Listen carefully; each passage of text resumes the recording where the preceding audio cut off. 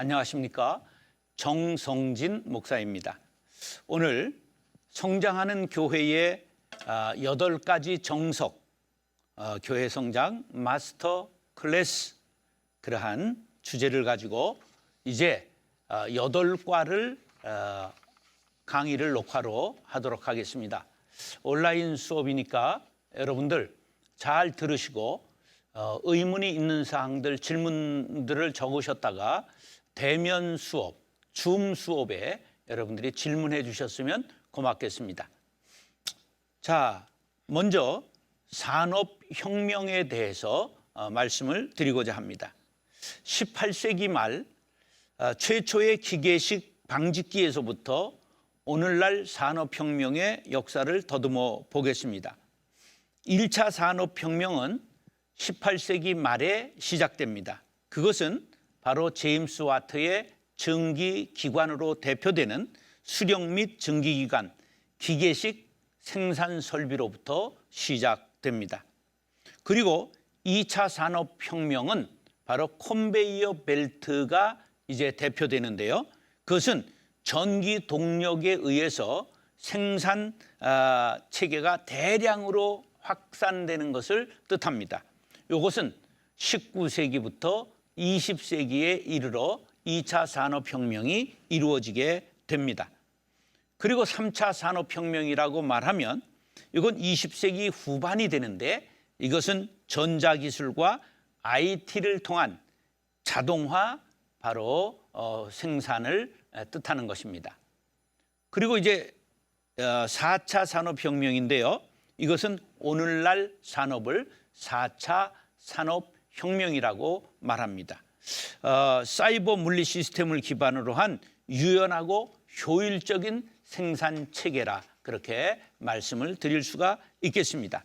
자, 그러면 이제 이 가장 중요한 것이 무엇이 있느냐 하면 4차 산업혁명 중에 가장 중요하게 꼽을 것이 여러분들 뭐라고 생각하십니까?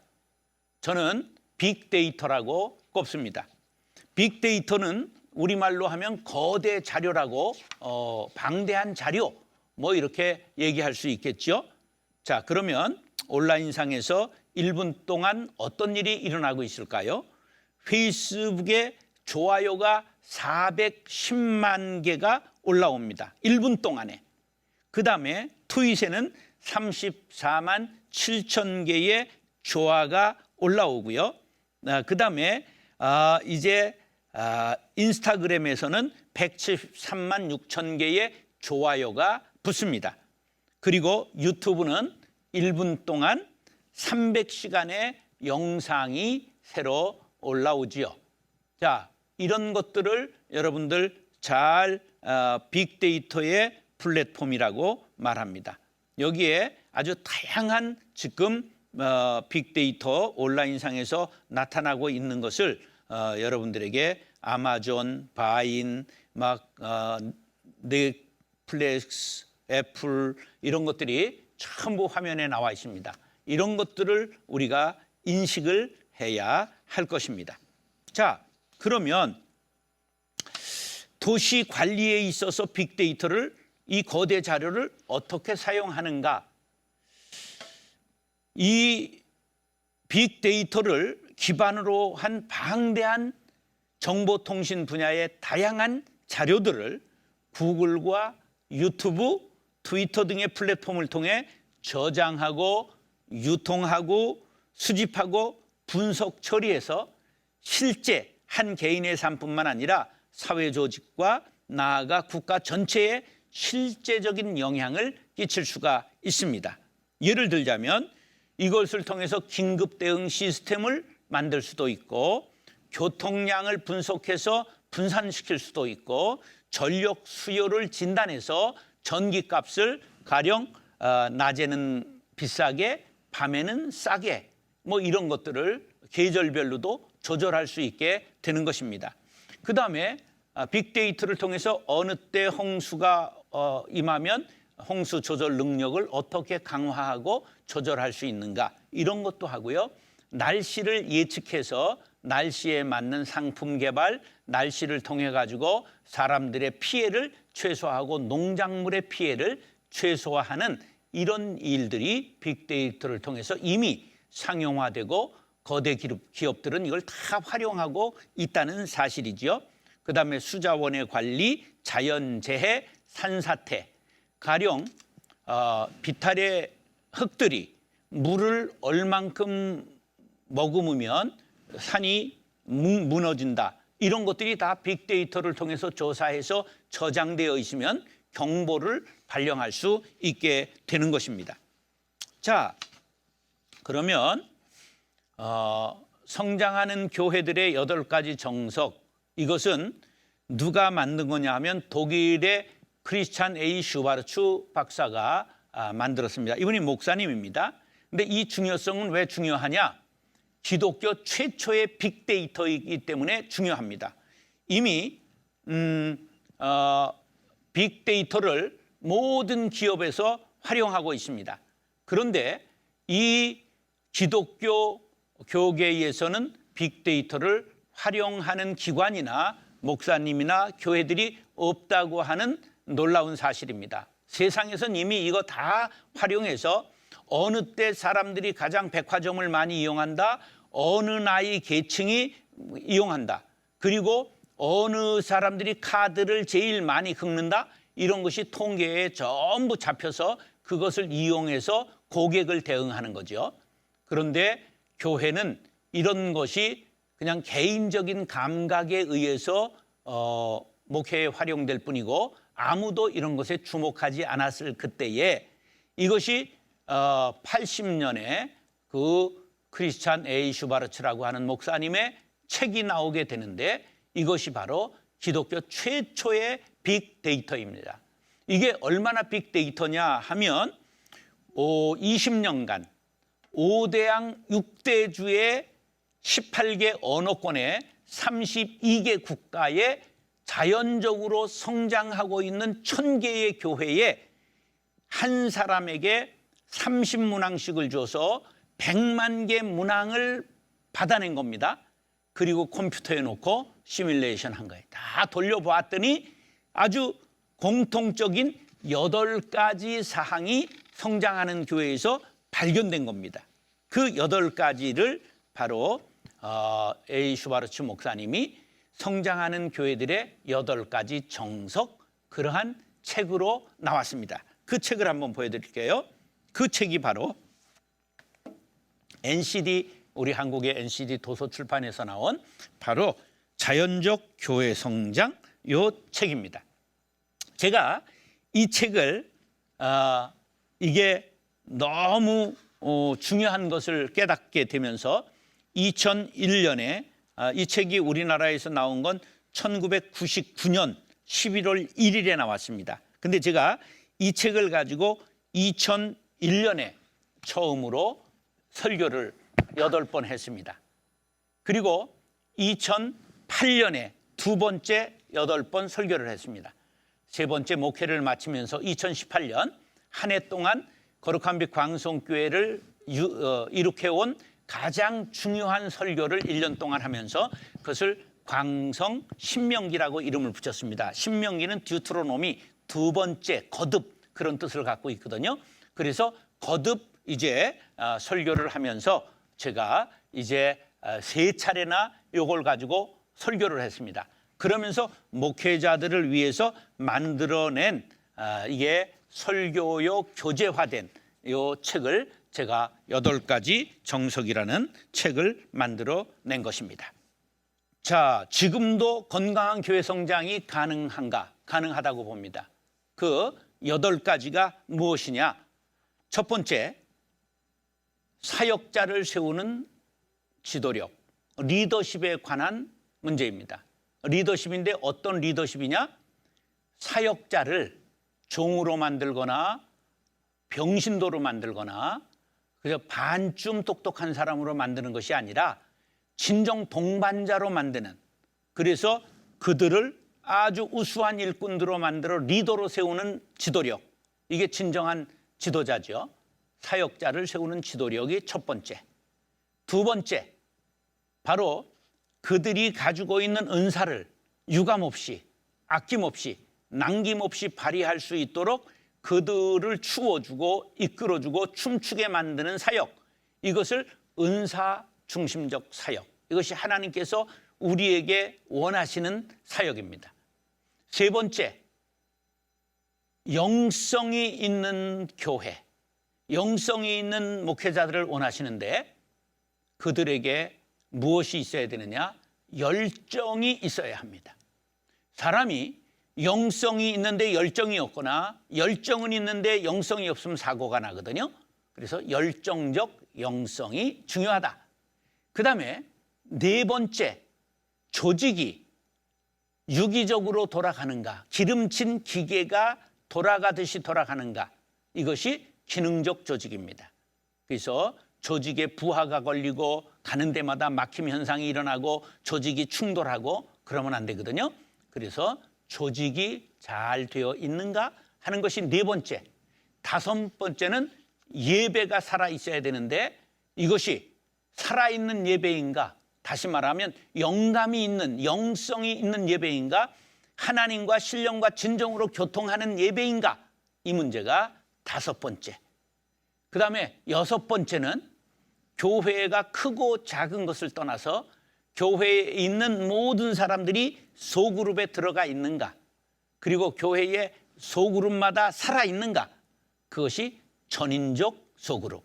그래서 구역 예배, 그러면 그것이 반푼어치 살아있는 게 아니라 온전하게 교육이 될 뿐만 아니라 전도가 되고 예배가 있고 기도가 있고 모든 것이 살아있는 소그룹이 되는 것, 이걸 전인적 소그룹이라고 말하고, 일곱 번째, 전도를 하는데 과거의 전도를 십자군식 전도라고 한다면 그 예는 예수 천당, 불신 지옥, 예수 믿으면 천국 갑니다, 믿지 아니하면 지옥 갑니다, 이렇게 점령군식으로 말하는 것이 아니라 그들의 필요를 따라 관계를 맺고 그들의 필요를 따라 복음을 제시하는 필요 중심적 전도, 이것이 일곱 번째고, 여덟 번째, 이것은 사랑의 관계, 모든 조직 속에 진정한 아가페적인 사랑이 나누어지고 있는가 하는 것이 교회가 되는 관건이라고 하는 것입니다.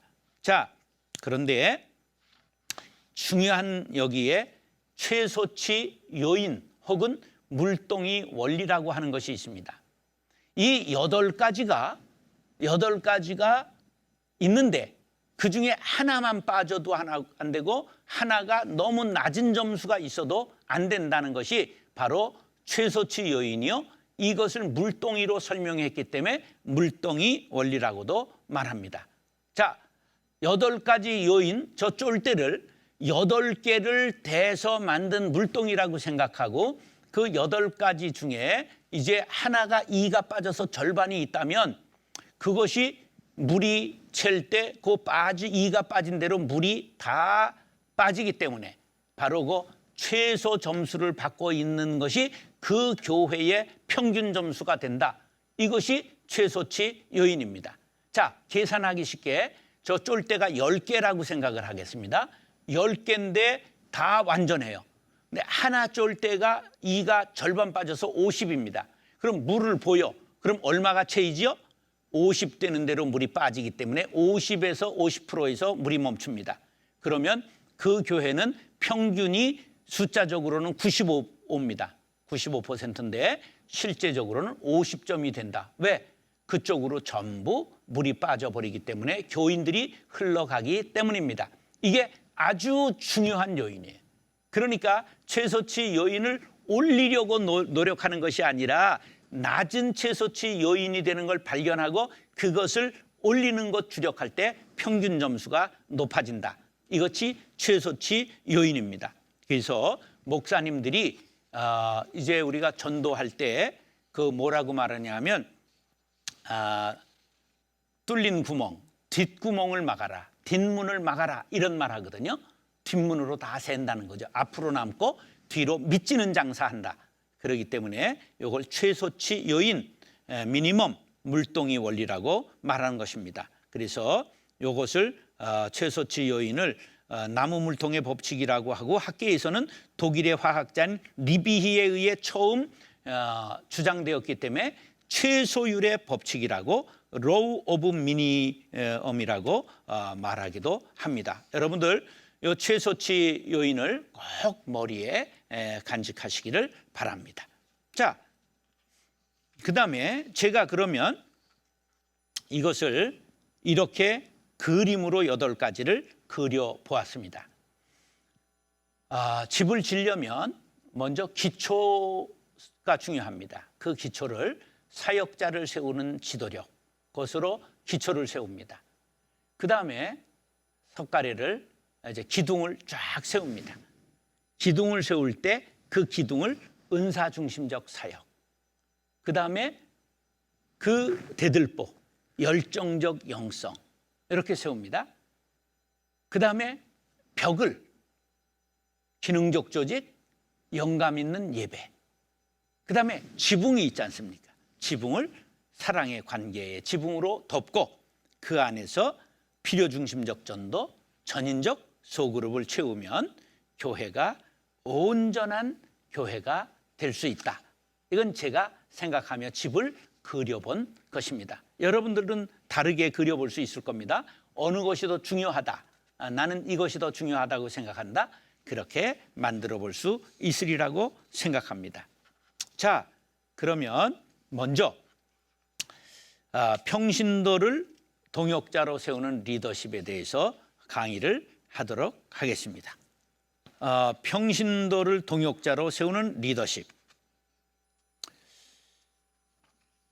에베소서 4장 11절로 12절을 제가 여기에 맞는 성경 구절로 뽑아낸 것입니다.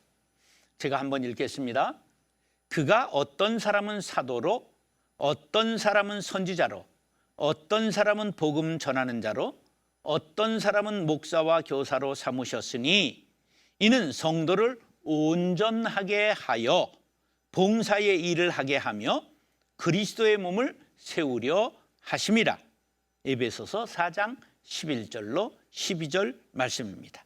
자, 그러면 이제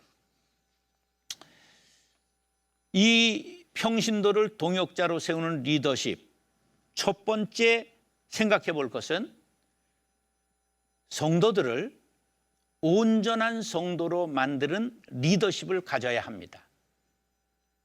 고린도후서 13장 9절에 보면 우리가 약할 때에 너희가 강한 것을 기뻐하고 또 이것을 위하여 구하니 곧 너희가 온전하게 되는 것이라.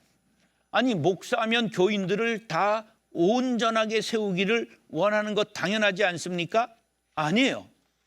어떤 사람들은 반푼어치로 사람을 만들길 원합니다. 우리나라의 처음의 선교사들이 교인들을 우수하게 만들려고 했을까요? 적당히 충성스러운 사람을 만들려고 그랬을까요? 선교 정책을 한번 찾아가 보세요. 네비우스 뭐 이런 정책 있잖아요. 그분들을 적당히 봉사하는 수준의 사람을 만들겠다, 똑똑한 사람 만들겠다는 목표가 아니라 적당히 만들겠다는 선교 정책이 있었다는 놀라운 사실을 발견하게 됩니다. 그래서 극적으로 얘기하자면 저는 이것을 평신도를 병신도로 만드는 목사들이 있다고 얘기를 합니다. 그런 사람이 설마 있겠어? 아닙니다. 있습니다. 우리가 정치 지도자들이 백성들을 잘못, 어리석은 백성을 만들려고 하는 걸 혹세 무민한다, 그렇게 말하지요. 예, 이게 제3세계의 지도자들이 하는 정치 방법 아닙니까?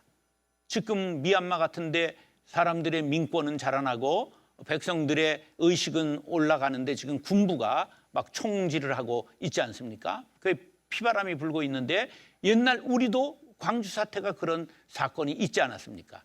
바로 성도들을 교회의 주인으로 온전하게 세워나가는 것, 이게 리더가 지녀야 될 가장 중요한 리더십이라고 하는 것을 알아야 합니다.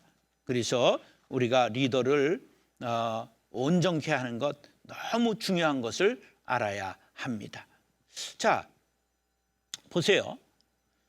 우리나라에 이런 말들 기억나죠? 암탉이 울면 집안이 흥합니까? 망합니까? 집안이 망한다. 근데 지금 암탉이 울어야 되죠. 자, 여자가 배워 뭐하냐?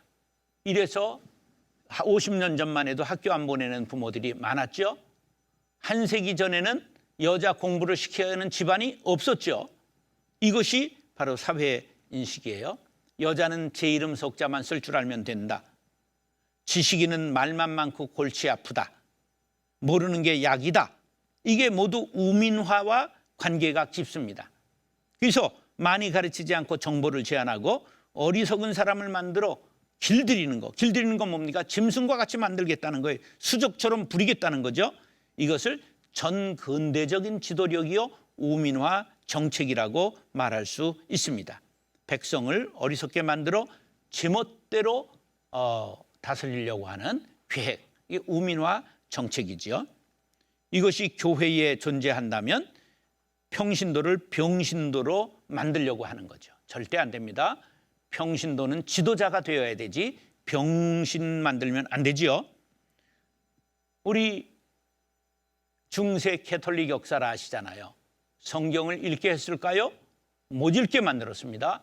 놀랍게도 1965년 바티칸 제2차 공의회에서 새 법이 통과될 때까지 62년부터 65년까지 3년간 교황이 한 명 죽어서 바뀌면서까지 토론한 결과 그들이 이렇게 하면 안 된다. 비로소 정책을 바꿨잖아요. 그래서 모든 교회는 자국의 언어로 미사한다. 그럼 그전에는 어떻게 했을까요? 알든 모르든 라틴어로 미사를 집전하게 했잖아요. 그것이 성경을 못 읽게 하고 라틴어로만 하게 하고 그리고 지도자들만 이 사제들만 모든 걸 알게 해서 사제주의 이런 것들을 했던 것이 중세 천주 교회였던 것이죠. 기가 막힌 말이지요. 참된 리더십을 갖춘 지도자는 성도 한 사람 한 사람을 동역자로 만들어야 됩니다. 여기에 사도 바울의 디모데후서 2장 2절 기막힌 말씀이 나오지요. 또 내가 많은 증인 앞에서 내게 들은 바를 충성된 사람들에게 부탁하라. 그들이 또 다른 사람들을 가르칠 수 있으리라. 사도 바울이 디모데에게, 그 다음에 디모데는 또 충성된 사람들, 디모데의 제자들에게, 그리고 그 제자들은 또 다른 제자를 가르칠 수 있더라. 그래서 이 디모데후서 2장 2절이 복음 4대가 나온다는 놀라운 사실입니다. 사도 바울, 디모데의 제자, 제자의 제자. 우리는 이렇게 제자들을 명석한 사람들을 만들어 나가려고 하는 노력이 있어야 되는 것입니다. 그래서 우리가 장로, 권사, 안수집사, 집사, 청년 누구를 막론하고 전부 지도자로 양육하려는 노력이 제자훈련이요. 제자훈련이 잘못되면 목사의 제자를 만들려고 아닙니다. 우리는 예수님의 제자를 만드는 교회가 되어야 하는 것입니다. 중국 현대사를 가장 화려하게 수놓은 집안이 송가수라고 하는 사람의 집안입니다. 송가수는 부잣집 아들로 태어나서 12살에 미국 유학을 가서 감리교 목사가 되었습니다. 귀국 후에 돈을 많이 벌었습니다. 중국의 최고 갑부가 되는데요. 그에게 아들 하나, 딸 셋이 있었는데 어린 딸들, 여자도 교육받아야 된다. 어려서부터 셋을 다 미국에 유학을 보냈습니다. 여자는 소학교도 보내지 않던 시절 이들이 미국 가서 전부 대학을 나왔습니다. 큰딸 송혜령이 중국의 최고 거부 송상희와 결혼을 합니다. 둘째 딸 송경령이 중국의 국부, 나라의 아버지 손문과 결혼합니다. 셋째, 바로 송미령이 대만의 총통이 된 장개석과 결혼합니다. 그래서 이들의 인생을 두고 중국 사람들은 송혜령은 돈을 사랑하고 송경령은 조국을 사랑하고 송미령은 권력을 사랑했다 말하곤 했습니다. 아무튼 이 세 딸 모두 한 시대를 풍미한 사람들과 결혼했고 훗날 이 집안을 가리켜서 송가 황조라고 말했습니다. 황가의 가문이다. 바로 황제의 가문이다. 이렇게 말했던 것이죠. 이렇게 아주 놀라운 송가수의 교육법, 이것이 우리 목사와 교회의 지도자들이 가져야 될 자세라고 생각합니다.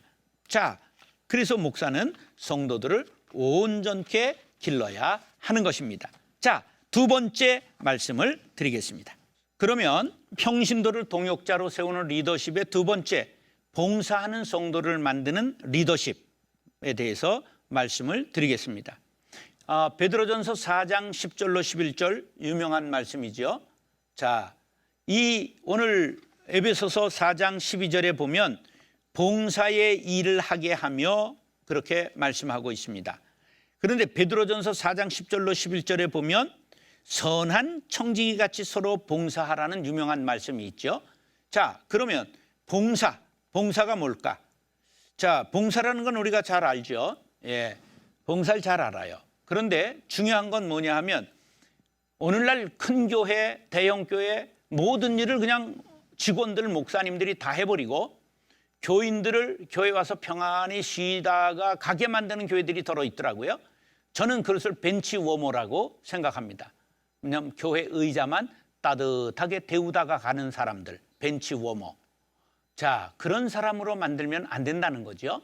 그래서 그들이 정말 자기가 가지고 있는 것을 아낌없이 교회 현장에 부을 수 있는 그런 옥합을 깨트려 붓는 그런 여인과 같이 봉사할 수 있고, 구경꾼 신자가 아니라 그들이 진정으로 섬기는 신자를 만드는 것, 그것이 우리들의 할 일이라고 생각합니다. 교회를 야구팀에 한번 비교한다면 우리가 목사는 감독 혹은 부목사님, 장로님들을 코치라고 한다면 교인들을 선수로 만들어야 됩니다. 그래서 홈런 까는 선수를 만들어야 되죠. 외야수, 내야수, 포수, 또 투수, 명타자들을 만들어 홈런 타자를 만들어야 되겠죠. 그런데 이 봉사하는 성도를 만들지 못한다는 것은 관람객을 만드는 거예요. 우리가 성도들을 관람객을 만들면 안 됩니다. 실제로 현장에서 책임감 있게 은사에 따라서 또 크고 작은 일이라도 자기 역량에 맞게 봉사를 하게 만드는 것이 리더죠. 봉사의 일을 하게 하며, 이게 중요한 거, 하게 만드는 것이 리더의 역할이라는 거죠. 예, 그것이 우리 리더들이 할 일입니다. 제가 이제 군대 아주 평범한 육군 병장으로 34개월 보름을 했는데 군대에서 배운 게 많습니다. 뭘 배울 수 있었느냐 하면 다행히 영광급 장교들만 1년간 교육하는 육군대학이라는 진해에 있는 대학의 큰 학교죠. 그래서 거기에서 비서실, 또 보초만 쓰는 경비소대, 정훈과, 그리고 마지막 18개월은 이제 군종으로 활동을 하면서 장교들의 세계, 장군이 되기 위한 그들의 훈련 과정을 전부 봤습니다. 그래서 군대의 훈련의 종류들을 많이 알게 됐어요. 유격훈련, 공수훈련, 특공훈련, 많은 장교 교육이 제일 많은 것이 군대라는 걸 아십니까? 이 소령 중령이 입교해가지고 시험 때가 되니까 밤 2시까지 아파트 전체가 팍 불이 밝혀져 있어요. 우리가 밤에 보초 나가다 보면 그분들이 몇 대 1의 관문을 뚫고 육군대학에 들어왔는데 거기서 시험에 낙제하면 장군이 되는 코스인데 장군이 되지 못하고 옷을 벗습니다. 그러니까 얼마나 열심히들 공부하는지 몰라요. 그리고 각 과정마다 군대가 모든 훈련이 있다는 걸 알아야 됩니다. 그래서 이것을 통해서 저도 교회의 전 과정, 평생의 과정에 교육을 만들어냈습니다. 자, 육군훈련소, 하사관 학교, 장교를 길러내는 사관학교, 그다음에 소대장 교육, 중대장 교육, 대대장 교육, 연대장 교육, 사단장 교육이 다 따르고 있고 병과별로 병과 학교가 전부 있어서 훈련을 한다는 놀라운 사실. 그것이 바로 우리 교회가 정병을 만들기 위하여 십자가 정병을 만드는 훈련소가 돼야 되는 거죠. 그래서 온전한 봉사자로 만드는 것. 지미 카터는 대통령을 하면서도 자기 저지아의 땅콩 농장 있었던 그 동네로 돌아가 성경 교사, 어른부의 성경 교사를 대통령 재직 시에도 행했다는 놀라운 사실입니다. 우리가 언제나 봉사하는 성도를 만들어내는 것, 이것이 중요한 리더십이다. 그래서 그들을 선한 청지기같이 만들어내는 것, 그것이 우리의 해야 될 일이라고 하는 것입니다. 세 번째, 교회를 세우는 성도를 만드는 리더십을 구축해야 됩니다. 교회를 허무는 사람이냐 세우는 사람이냐, 우리가 중요하지요. 에베소서 4장 12절 하반절에 그리스도의 몸을 세우려 하심이라.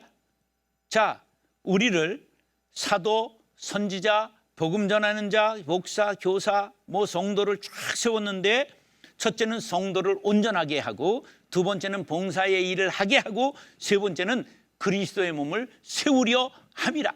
그리스도의 몸이 뭡니까?